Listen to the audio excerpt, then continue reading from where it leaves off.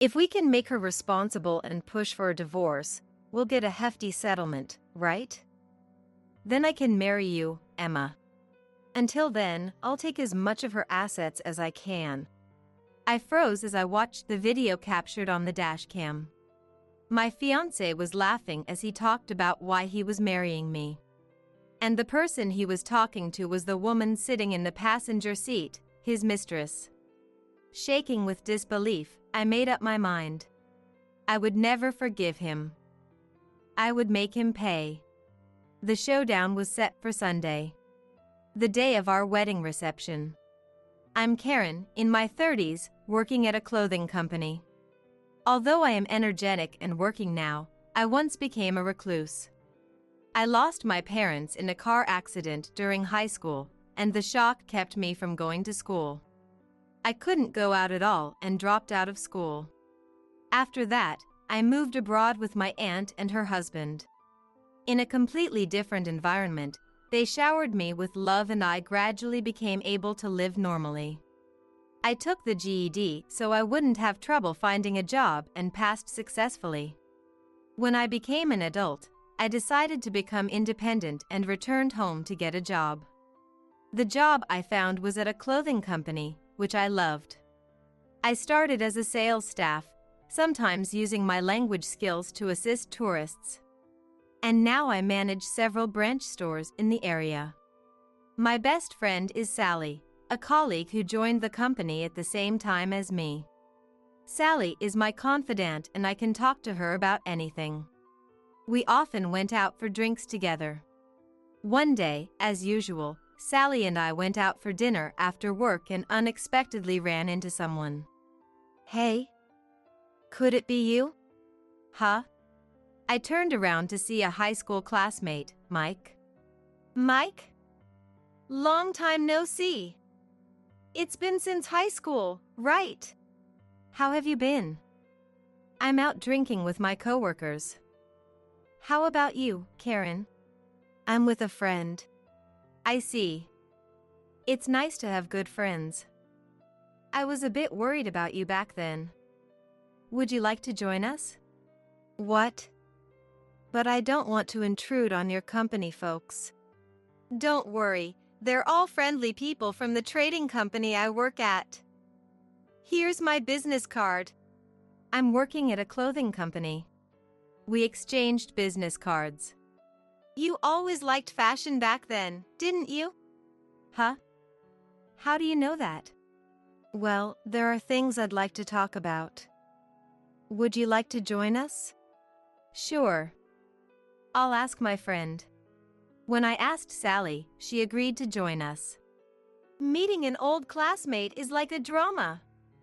Maybe there's something to this. She joked, smiling at me. Despite my skepticism, I was a bit excited. Actually, Mike was someone I had a bit of a crush on in high school. He was good at sports, always the center of attention with a bright personality, admired by everyone.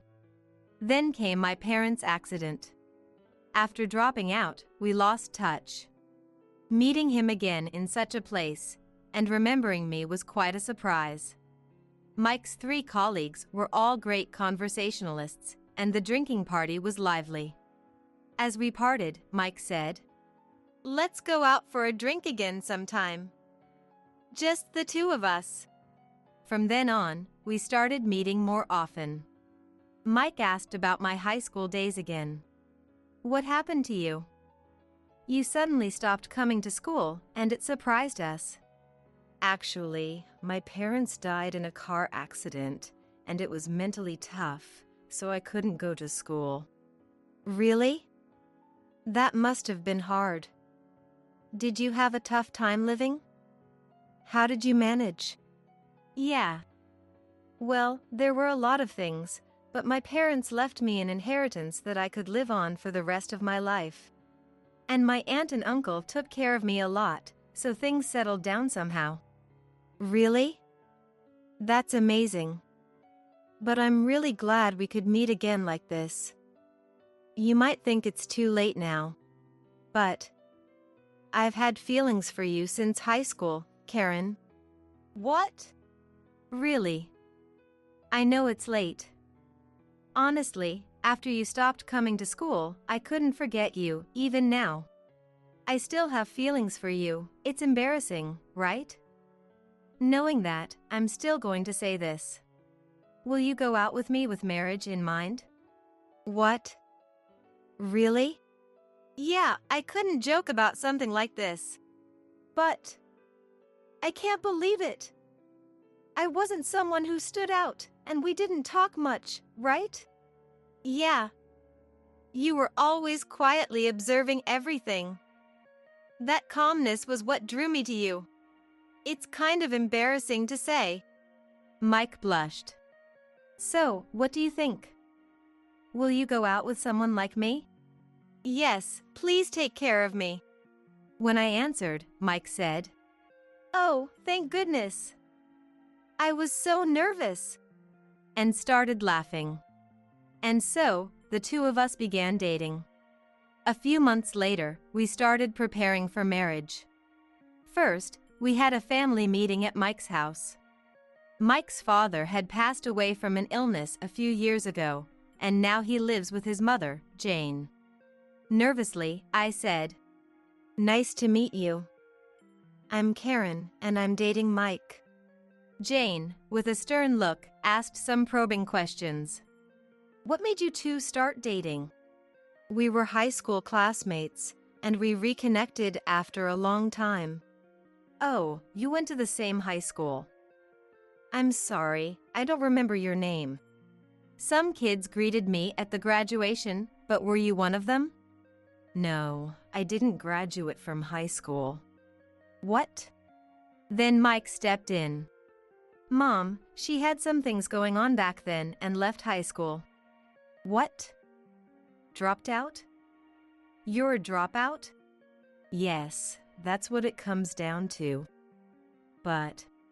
I tried to mention that I had passed the GED, but Jane continued to ask questions one after another. "Then, what kind of job do you have?" "I work at a clothing company." "Oh, I guess being in retail isn't a problem even if you dropped out?" Jane seemed to assume my job was in customer service. I was stunned by her obvious disdain for my dropout status. Unaware of my reaction, Jane continued. "Mike graduated from a prestigious university, right? So I thought he would bring home a woman with a similar education. But you dropped out, so I'm surprised." She said this without a hint of apology. The conversation went on.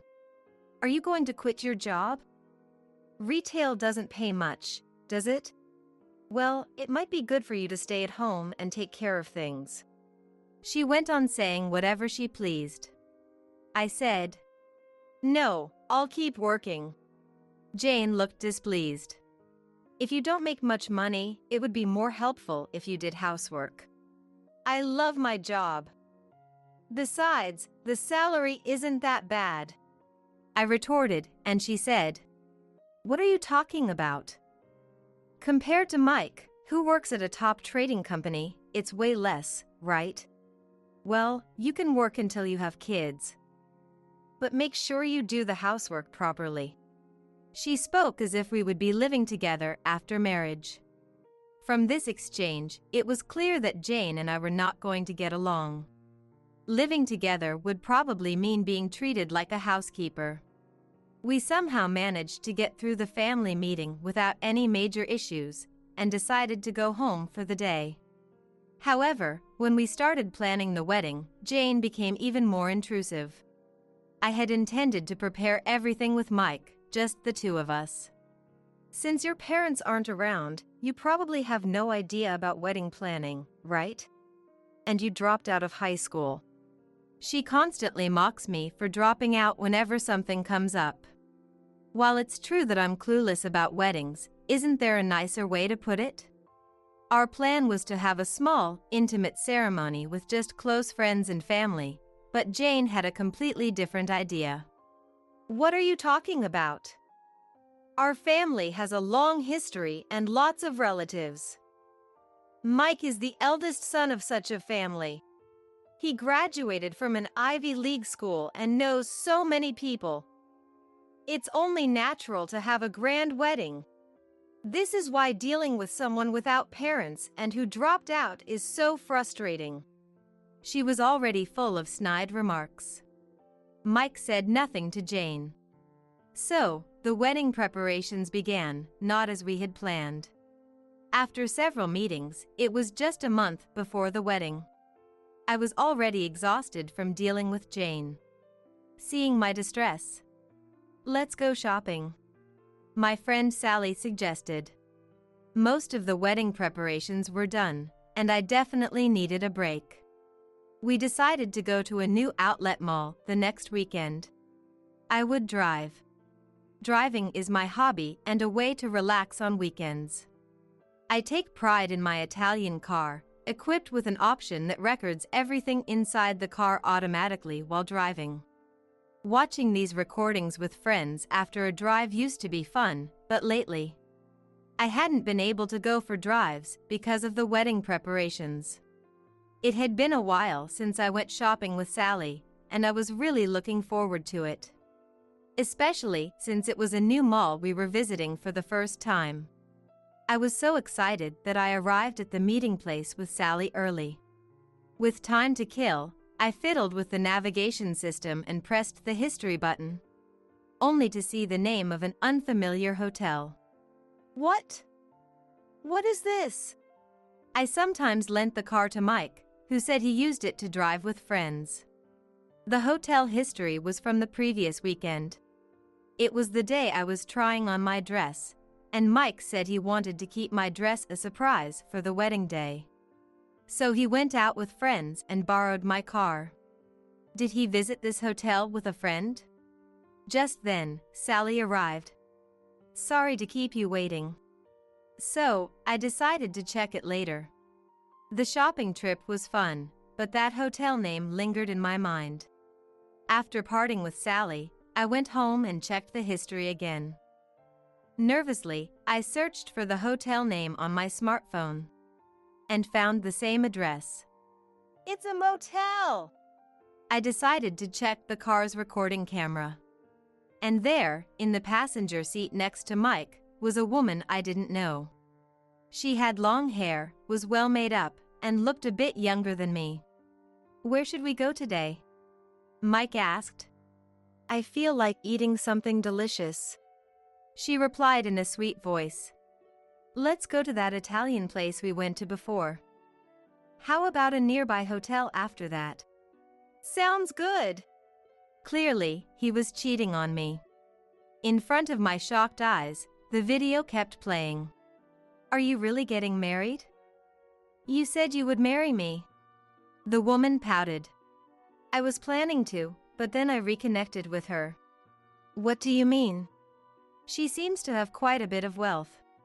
"What?" Mike's shocking admission hit me hard. That woman has always acted like a princess since high school, and I heard she inherited her late parents' estate. I knew about it back then, but I never knew the exact amount. When I found out, she said it was enough to never worry for a lifetime. It might be several $100 million. Isn't that amazing? So, you're after her money? Does that mean you'll never marry me? Don't worry. I'll break up with her eventually. I'll make her take the blame and get a lot of alimony from the divorce, right?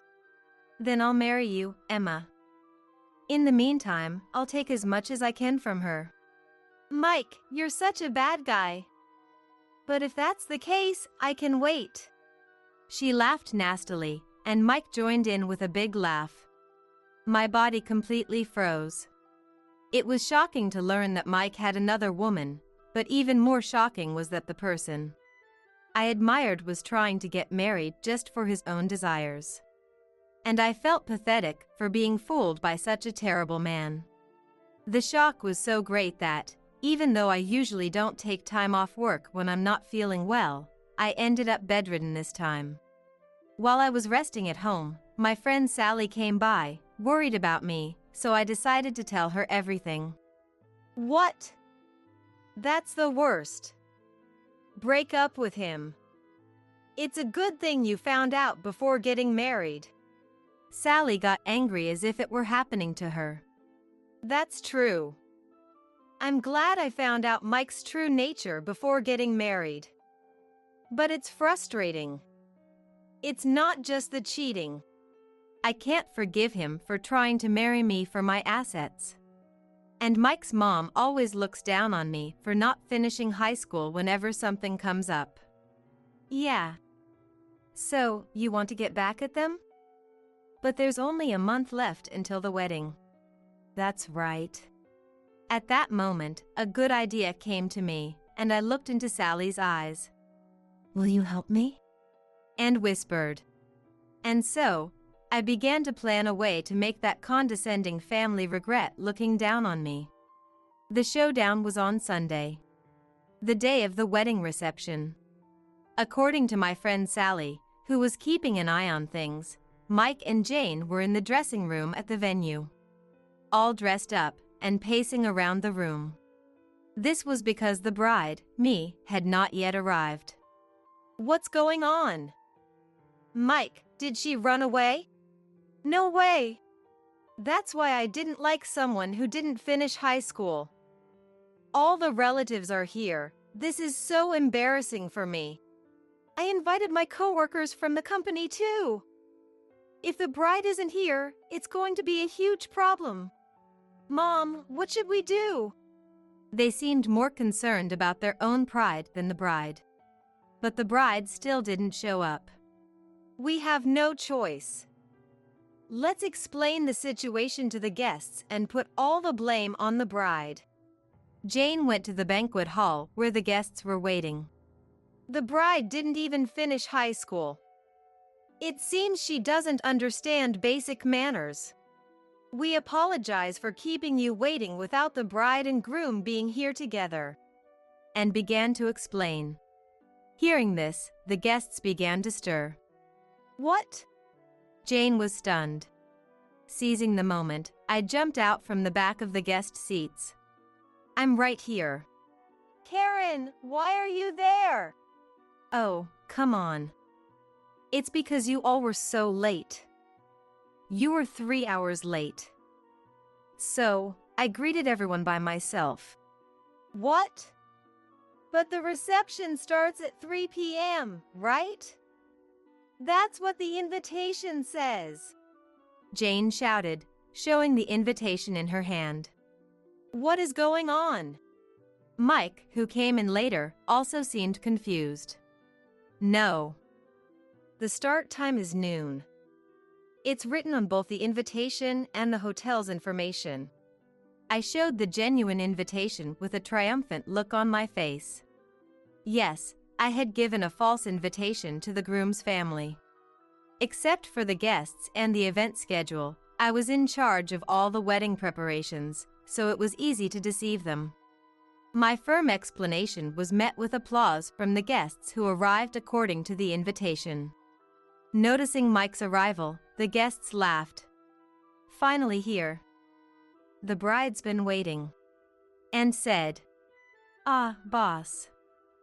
Thank you for coming today." Mike scratched his head and greeted them.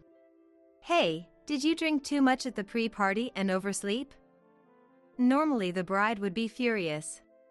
But she made a joke of it, saying maybe you were with your mistress and that's why you're late. Had everyone laughing. Hearing this, the crowd got noisier again. In contrast, Mike's relatives all looked displeased. This is unacceptable. Being late on such an important day. Such reprimands came from all around. But the real laughter at their expense was yet to come. With the bride and groom finally together, the reception began. The reception proceeded smoothly, and a screen was set up midway. Now, we'd like to introduce a video about how the couple met. A surprise from the bride. The host announced. Mike looked surprised. The lights in the hall dimmed, and the screen displayed the title, Why We Decided to Marry. Yes, it was the video from the car the other day. showing Mike boasting to his mistress about why he chose me as his bride. "What is this?" Mike's face turned pale. I wanted everyone to know the real reason Mike decided to marry. I explained as Jane, looking distraught, she screamed, "What is this? Who is that woman?" Mike fell silent. Aside from the panicked Mike and Jane, there was another commotion in the guest area. Incredibly, the mistress was there. In the guest area reserved for Mike's co-workers. She seemed to be a colleague and was visibly uncomfortable under the scrutiny. Jane confronted Mike, who turned pale and looked to me for help. "This is not what it looks like." "What? What do you mean?" "She was pestering me, so I said those things to get her off my back. I didn't mean it." "If you didn't mean it, why did you go to the hotel so many times?" "It's in the GPS history." "What?" "As you can see, I have all the evidence of the affair. I will be seeking damages through my lawyer." I stared firmly at Mike. Jane glared at me. "What kind of woman are you? How dare you humiliate us like this?" "I'm sorry for my lack of manners. But your son is far more disgraceful." "Is it because of how you raised him?" I then walked over to the staff and borrowed the microphone. "Ladies and gentlemen, I sincerely apologize for this. As you can see, Mike has been unfaithful. So this wedding is off. Unfortunately, I was not Mike's true love. Please guide him towards happiness in the future." The venue was in chaos, but let's leave the cleanup to Mike and Jane. While resting in the waiting room, my friend Sally came in. "It's over." "Yeah. Thanks for thinking this through with me until today." "Okay, let's go get something delicious to eat." Agreed. I left the venue with Sally. Later, through my lawyer, I demanded compensation from Mike. Of course, he will also have to cover the cost of the venue. Mike's plan to get compensation from me failed miserably. I heard later that Mike and Jane were abandoned by all their relatives, and Jane, who was so vain, must have been deeply wounded in her pride. It serves them right. There were many of Mike's bosses and colleagues from his company among the guests. So Mike felt out of place and eventually resigned. And that's no surprise. Nobody trusts a person who gets married just for money. Having lost his job, Mike turned to gambling in despair and his debts started piling up. Hearing that he graduated from a top university is laughable. Naturally, he couldn't marry the woman he was cheating with either, and she also quit her job as well. It's her own fault. Of course, I demanded compensation from her too. She's now working desperately at a nightclub to pay back her debts after borrowing from shady lenders. I went on a refreshing trip with Sally. We tried activities we'd never done before and ate lots of delicious food to relieve the stress we'd accumulated. Two guys who seemed to be having fun approached us. When we talked to them, we found out that their company was surprisingly close to our workplace. And we even made plans to go out for drinks together. I have a feeling that something new is waiting for me. Leaving the memories of those pitiful people behind, I offered flowers to my parents' memorial portraits. I'm going to have my baby back in my hometown. Ashley, you're just in the way, so could you please leave soon? One day, when I returned from work, there was my sister, Brittany, who had supposedly married and left home years ago, in my room. She was proudly stroking her bulging belly as if to show it off to me, but I couldn't say anything at the sight. Seeing me standing dumbfounded, looking around the room, she let out a vulgar laugh. A woman who can't even get a boyfriend is just a nuisance. I've thrown out everything that was in the room to make it easier for you to leave, so you should be thankful. By morning, my room, which had been just as usual when I left for work, now had nothing left. The bed, the table, the rug. not even the curtains. Nothing was left. The only thing there was Brittany, standing arrogantly in the center of the room. Your smartphone and wallet are in your work bag, right? If so, you won't die of exposure, and it's about time you stopped leeching off our parents and started living on your own, Ashley. That's true.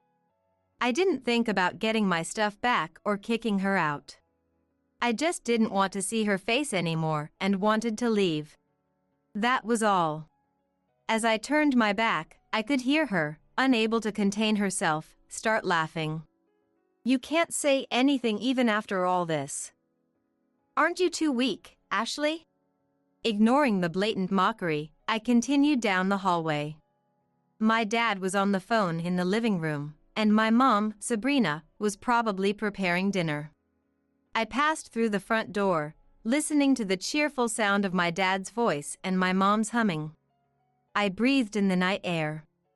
I readjusted my bag on my shoulder and headed for the area near the station where there were many hotels. Along the way, it suddenly occurred to me. Come to think of it, who's going to pay the mortgage on this house now? Well, never mind. I'm Ashley, a 27-year-old office lady leading a pretty normal life. I'm working as an office worker while also doing a side job, and while I'm making a steady living as an office worker, I'm also doing work that I like on the side. I am involved in a wide range of activities, including video editing, web writing, and blog management. At 27, I'm at what society considers the age to start thinking about marriage, but love and marriage aren't really on my mind. I enjoy my work, and with Brittany being treated like a princess at home and feeling a sense of alienation from my family, the desire to build a happy family of my own just doesn't take root. I've always lived at home, sharing my life with my parents. Housework is supposed to be divided between me and my mom, though I end up doing most of it.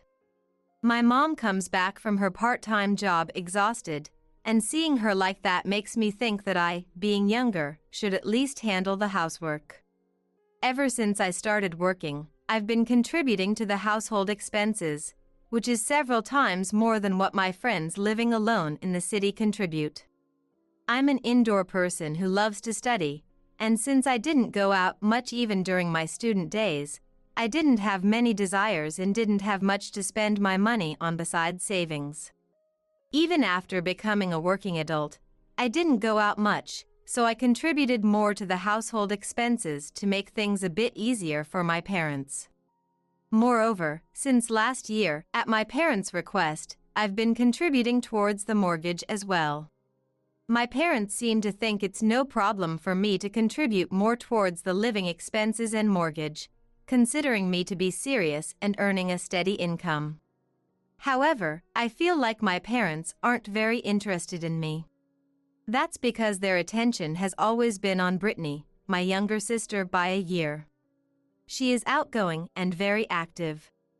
During her student days, she was always going out somewhere on holidays. My parents naturally thought that her lifestyle required money, so even when she was living at home, they never asked her for contributions towards the mortgage or even the living expenses. It seems that in my parents' view, based on our personalities, I, the older sister, was seen as low maintenance, while she required more attention. A little while ago, Brittany moved out to live on her own. Her workplace wasn't far from our parents' house, and I wondered why she wanted to live alone, so I asked her. Then, Brittany. Because I want to try living by myself. I want to go out at night, and I can invite my boyfriend over. Said to me. This answer was far from what I had imagined. I thought it would be something about wanting to make things easier for our parents or wanting to be independent.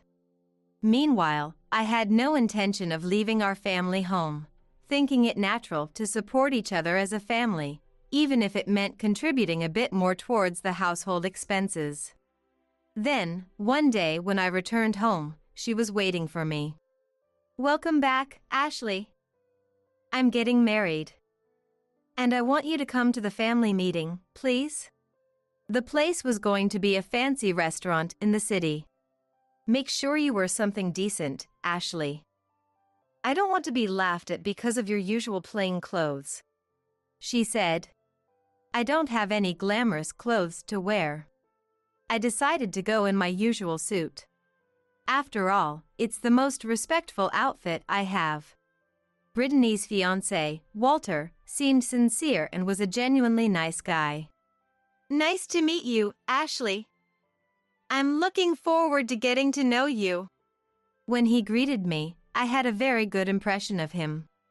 I thought to myself that Brittany, for once, had chosen a very good partner. I was hoping that maybe, just maybe, Brittany would settle down a bit with him by her side, thinking sisterly thoughts.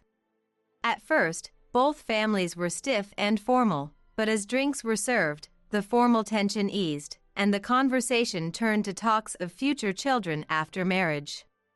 I'm embarrassed to say, our eldest daughter, Ashley, is nearing 30, unmarried with no plans for it, so it looks like we can only hope for grandchildren from our younger daughter, Brittany. I'm so eager to see them. My mom shared. I want to have kids right after getting married. Maybe around 3. The conversation grew lively. Suddenly, I noticed Walter's previously cheerful smile had turned into a forced grimace, and he seemed uncomfortable. I felt he was uncomfortable just like me. I wished it would be over soon. After that, my parents started doting on Brittany as an investment towards their first grandchild. If Brittany said, eating here makes it easier to get pregnant, they'd immediately go out to buy it, telling her eat a lot. One day, they even went to a department store to buy dresses because tight clothes might be preventing pregnancy. And if Brittany mentioned, visiting this place can bless you with children, they'd take her on a trip there. My parents running around at her whim was usual for me, so I didn't think much of it, just the usual again.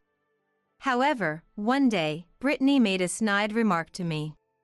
It's tough for me because Ashley won't marry or even try to give mom and dad a grandchild.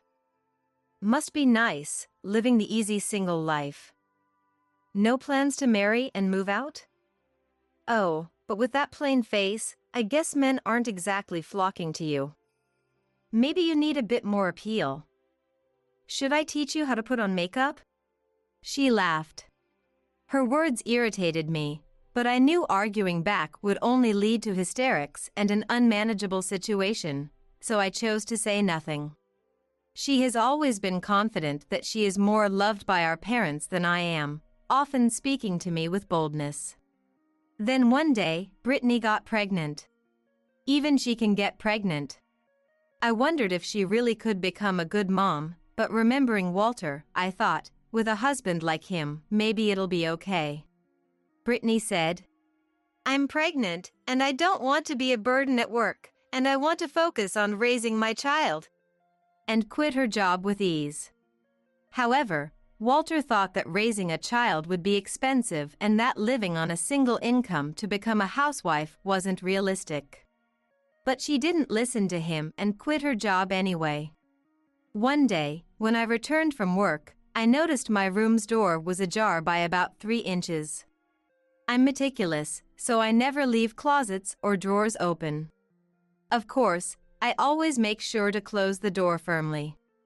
There's no way my parents would enter my room to clean. Because I do all the cleaning. Cautiously opening the door to my room, I was shocked.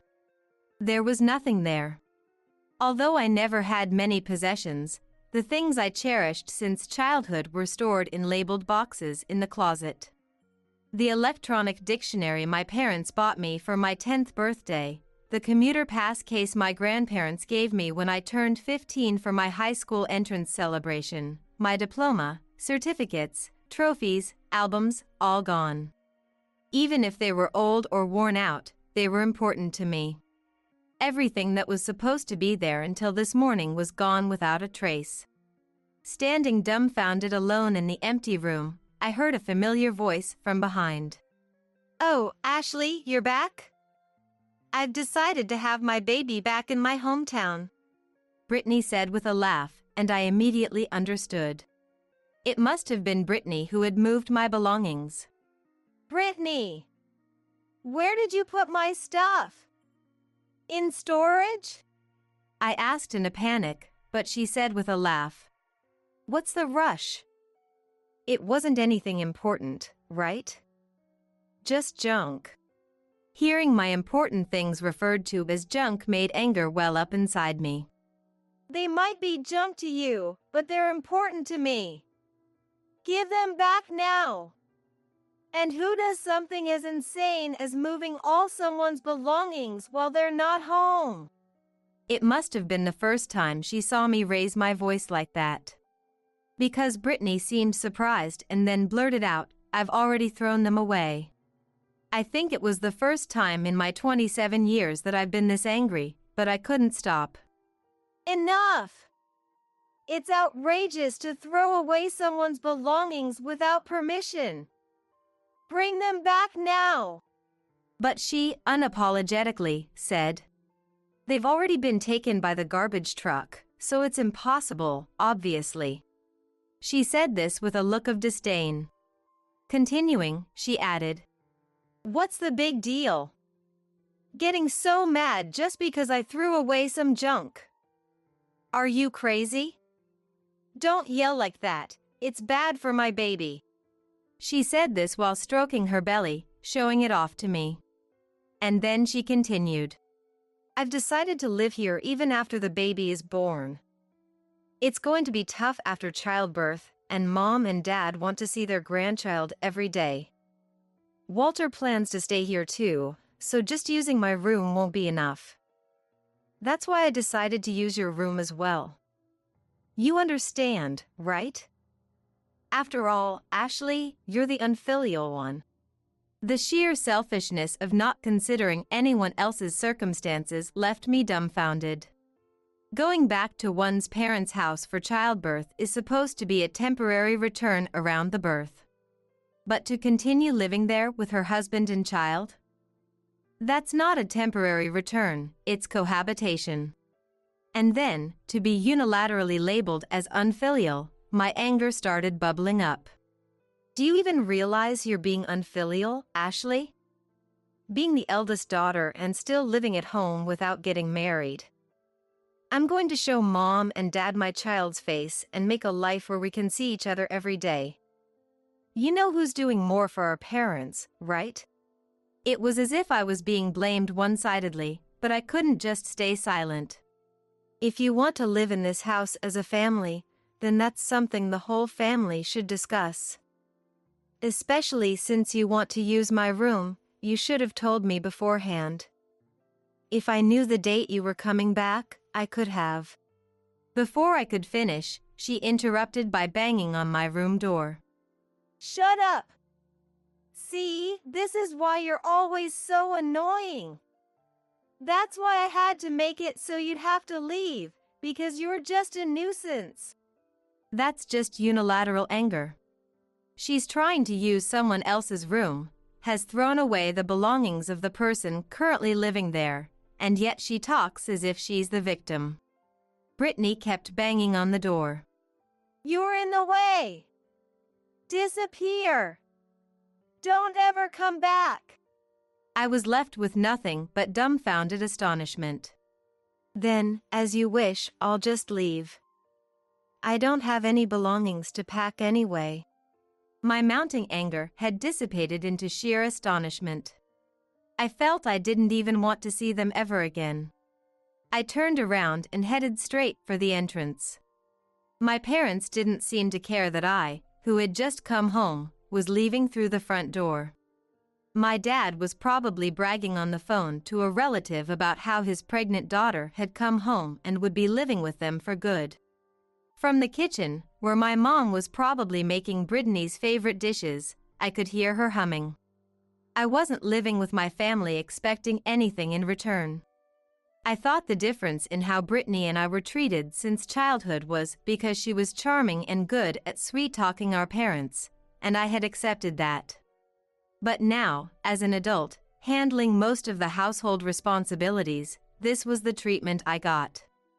despite most of my salary going towards the household expenses and the mortgage to make life easier. And yet, they welcomed her, who contributed nothing to the household expenses, with open arms. The bad aspects of my parents I had tried not to see were now merging with my feelings towards Brittany, turning into disdain. Without saying I'm leaving or goodbye, I opened the front door. Neither my parents nor Brittany spoke to me until the door closed behind me. A week later, on payday. Usually, today would be the day I transfer living expenses and the mortgage payment into my dad's bank account, but I didn't make the deposit. There's no obligation for me to pay the mortgage for a house I no longer live in. The mortgage was initially taken out by my dad, so it should have been planned according to his income to make repayments manageable. I figured that my not making a deposit now wouldn't suddenly make the household budget unsustainable.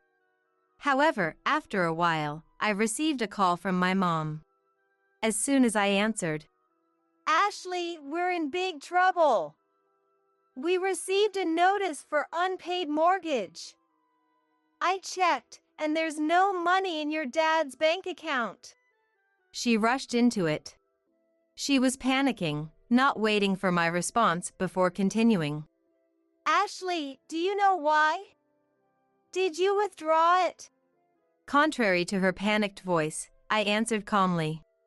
All I did was stop making deposits. I didn't withdraw anything. If there's an unpaid mortgage, it means the payment couldn't be processed. Did you check if there was enough balance on the due date? You didn't make a deposit? Why? She sounded genuinely puzzled, which confused me. Because it was agreed I'd contribute to the living expenses and mortgage as long as I lived at home. If I moved out, I wouldn't pay anymore, right? I don't live there anymore.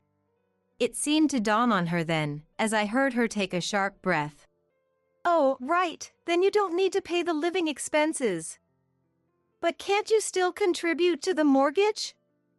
Even living alone, you should have some surplus, right? Sorry, but that's impossible. My current rent is $5,000 alone. I'm stretched thin as it is. I can't afford to pay for a mortgage on a house I'll never return to. $5,000. But you're just a salaried worker. How can you afford such a place? Hearing her astonished voice, I sighed. That's the same amount I used to give to our household every month. Asking such a thing now really shows you never had an interest in me. If that's how it is, I can't discuss money matters with you anymore. Right now, it seems like you see me only as a wallet. I could hear my mom's small whimper on the other end. No, she repeated, her voice thinner than I'd ever heard. I felt no pity. It's been over a month since I silently left the house. Yet, they never inquired about the mortgage, the living expenses, or my rent.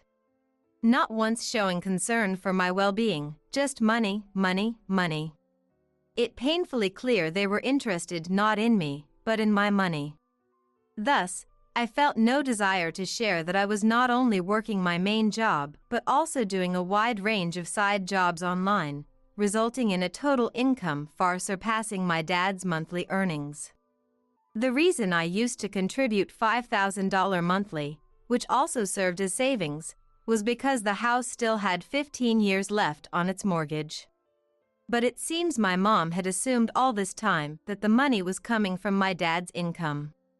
Given his age and years of service, it's understandable she might think so, but how could she not notice when the exact amount was deposited every month without fail? If she had even glanced at my dad's pay stubs, she would have realized the discrepancy. In the end, it seems my mom didn't care about the source of the money. That's probably why she didn't notice when the monthly income was cut by more than half. The continuation of insufficient balance for the mortgage payments led to the notices, and it was only then that she seemed to realize something was amiss. It's somewhat typical of her to only notice something was gone when it's too late, which made me chuckle a bit.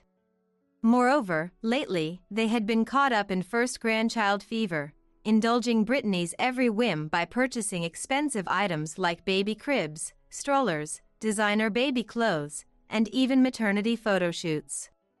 But, Ashley, without your deposits, we can't make ends meet. We were hoping you could send some money as remittances. I already said that's impossible. If Brittany is going to live there with her husband, they should contribute some living expenses. If that's still not enough, why doesn't Mom increase her part-time work? My suggestion was met with my mom's high-pitched voice. She just gave birth. How can I increase my part-time work and not be there to help with the baby? It's already so hard. You don't expect Brittany to work, do you? How can you say such a terrible thing? That's not what I meant. If they're going to live as a family in the house, they should contribute towards the living expenses. I did the same. Isn't Walter still working? And you plan to live together without asking him to contribute anything? I tried to answer as calmly as possible, not wanting to provoke her, but silence followed. It might be fine if it's just for the maternity period, but Brittany said she plans to live there indefinitely, right? Dad seems to agree. Then, those who will live together should discuss and decide how to manage finances. I've already left the house, so I can't be part of that discussion. I waited for a response, but there was none. Then, I'm going to hang up. I don't plan to contact you all anymore. After this call, I'll block everyone's number, so you can delete mine too. Goodbye. I ended the call. The last thing I heard was my mom's surprised what? Before she could call back, I quickly set my smartphone to block all three of them. After confirming the settings, I took several deep breaths and walked over to the living room window. From my 25th floor apartment, I couldn't see the people below without looking down. After leaving my family home, I moved into a high-rise apartment building. In fact, my side income had exploded, allowing me to save tens of thousands of dollars a month, even after transferring $5,000 home. Remembering how my mom would spend whatever money she had, I felt relieved I never proposed using my savings to pay off the mortgage in one lump sum. After all, my parents also wanted me out. It's unlikely that Brittany, heavily pregnant, could have moved my bed, table, and other items on her own. Someone must have helped her. While I'd like to think Walter wouldn't participate in such a thorough removal of my belongings. The fact remains that if such a significant move was happening, both my parents must have noticed. On that day, I was the only one who had gone to work, so they were all supposed to be at home. Yet, when I came back, no one said a word to me, and they ignored me even as I was leaving. Whether Brittany asked them or not, it was clear my parents shared the intention to drive me out and had assisted her in doing so. My parents were no different from her. A realization that made me give up everything and decide to leave. Had I paid off the mortgage in one lump sum, the three of them would be living comfortably in a spacious house. I couldn't stand the thought of that. Which is why I chose to live in a high-rise apartment. I remember how we, as a family, used to gather around the TV, dreaming about living in such a place. Despite choosing my new home partly out of spite, it turned out to be much more comfortable than expected. My own furniture, an undisturbed space, the freedom of living on my own earnings, all of these were deeply satisfying. Making my mom believe I was living in an obviously upscale place felt exhilarating. Especially since I impulsively claimed the rent was $5,000, higher than the reality, but she didn't notice. Moreover, getting along well with my neighbors on the same and adjacent floors was a joy I hadn't anticipated. I expected conversations to revolve around income bragging or the number of cars owned, but everyone was modest, making it easy to live among them. 3 months later, my peaceful life was disrupted. As I was leaving the office, I heard a voice behind me. Turning around, I saw Brittany grabbing my shoulder. Ashley, there's something I need to talk to you about. Brittany spoke with her lips quivering slightly. Maybe it's because I've just given birth and am now busy raising children, so my skin and hair are rougher than they were a year ago. Yet her charm was intact, attracting the attention of colleagues and employees from other companies as they passed by. Sorry, I have plans later. If it's about the house, you should talk to Mom. As I said this and gently tried to remove her hand, her eyes quickly filled with tears. Seeing that she was on the verge of crying, she felt the cold stares from those around her. It would be troublesome if I forced myself to chase him away and people who didn't know anything about him thought I was cold. Brittany trembles repeatedly, begging, so I have no choice but to face her. Sighing, I suggested that we go to a cafe in front of the station, and he was very happy to follow me. Actually, I've been having an affair, and Walter found out. He's thinking of divorcing me. These were the words she uttered the moment the waiter left after taking our orders. Sounding like something out of a drama. He did a DNA test on the baby without me knowing, and realized it wasn't his child. He's furious, saying we're getting a divorce. Brittany's whispers, aware that her story was not one I wanted to hear, only added to the shock of the revelations she laid before me. He said he doesn't want custody because it's not his child. He's talking about severing the parent-child relationship. I didn't really understand everything he said, but he mentioned not giving us any money at all and that he'll be seeking damages. Ashley, you're wealthy, right? Can't you do something? I was speechless at her audacity. She was the one who had the affair, so naturally, she'd be facing demands for damages. Normally, no one would want to pay child support for a child that isn't theirs. I couldn't comprehend how Brittany thought it was my responsibility to fix her mess. Why don't you ask the man you had the affair with to share the damages? That's impossible. It was just because I found him attractive, and we dated a few times. I cut ties with him after I got pregnant. You thought he wouldn't find out? I thought he would forgive me even.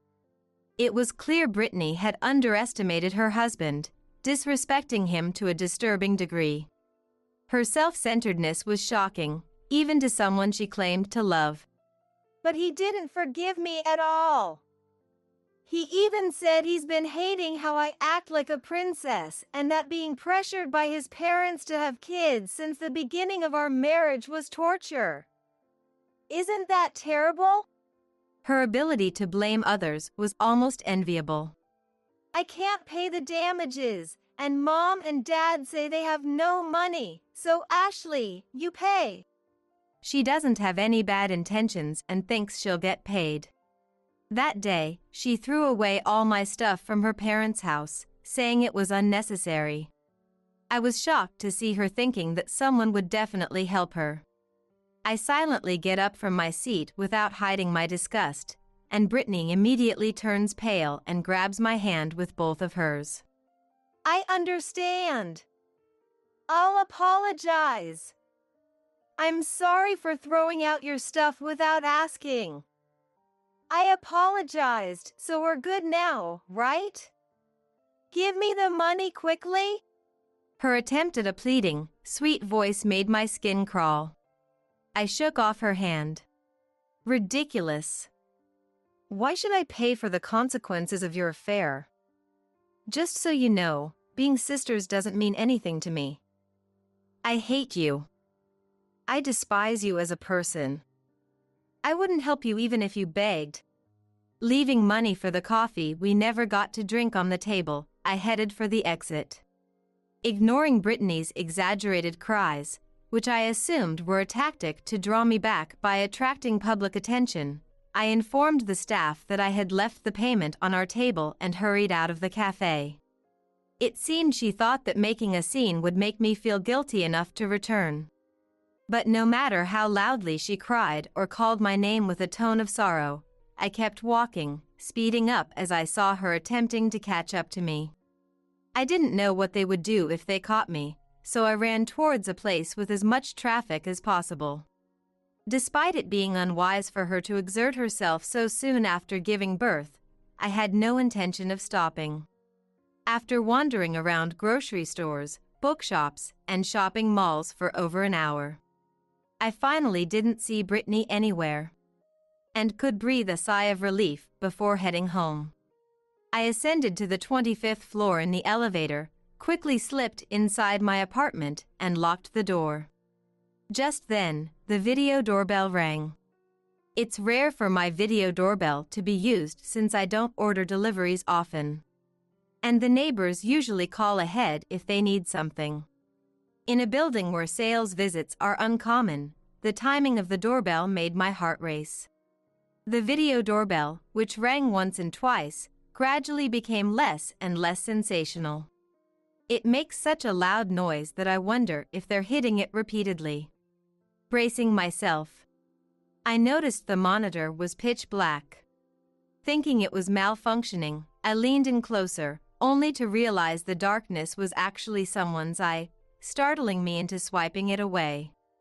Accidentally, I pressed the response button, and the voice I'd heard earlier filled the space. Just shut up and pay. Ah, it's Brittany. Fear quickly turned into anger. I thought I had escaped, but now my home was compromised. Peering into a video doorbell so closely seemed like something out of a horror movie. As I remained silent, her tirades escalated. What started as demanding I pay her damages somehow morphed into insisting I owe her $1 million as compensation for the trouble she caused herself. Eventually, she demanded my apartment itself. Overwhelmed by the absurdity, I silently picked up the phone and called the security desk downstairs. They must have already been on it because, even as I was on the phone, I saw through the monitor Brittany being dragged away. I confirmed that it was indeed my sister that I cut ties and requested she not be allowed through, apologizing repeatedly for the inconvenience. She never pressed my apartment's video doorbell again, thanks to the security staff's prompt action. Later, I heard from someone near my parents' place that their house had been put up for sale. Brittany and Walter, neither willing to back down, continued their dispute to the brink of court proceedings. Despite Brittany's struggle, it was clear she was at fault, leading her to finally relent upon hearing that the court costs could also be included in the damages. Ultimately, Brittany agreed to pay Walter the amount he requested for damages. It appears she submitted DNA test results to the court, confirming no parental relationship with the child, thus absolving her of any child support obligations. Brittany, having no savings, left the payment of damages to her parents. However, due to falling behind on mortgage payments, the bank foreclosed on their home. With no way to cover both the wasteful spending and the damages, her parents were forced to sell the house and use the proceeds to pay off the housing loan. Consequently, the family had to move into a more affordable apartment in the neighborhood. Despite a sufficient income from my dad, the sudden drop in their standard of living caused stress and tension among them all, quickly depleting her dad's salary within days after deposit due to their inability to adjust from the lifestyle I once funded. My mom continues her part-time job, and she managed to find new employment. Even with childcare support, balancing work, childcare, and household duties soon after giving birth has left her overwhelmed. The silver lining is that Brittany's child is growing up well. Concerned they might not have enough resources for child-rearing, I arranged for someone in the neighborhood to pass on some flyers about childcare support to them, despite wondering if it was overstepping. On a personal note, my consistent performance since joining the company as a new graduate has been recognized, leading to a promotion. Now leading a group on a new project, my work feels rewarding. Additionally, my side businesses are thriving, with income increasing gradually. The content of the series of articles he wrote as a web writer, one of his side jobs, was highly praised and was sold as a book. The knowledge I was studying, which is often difficult to find on the internet, became popular and even became a bestseller. This success has positively impacted my other side jobs, creating a virtuous cycle. Embracing new challenges, feeling just the right amount of tiredness, and returning to my comfortable home make my days truly fulfilling.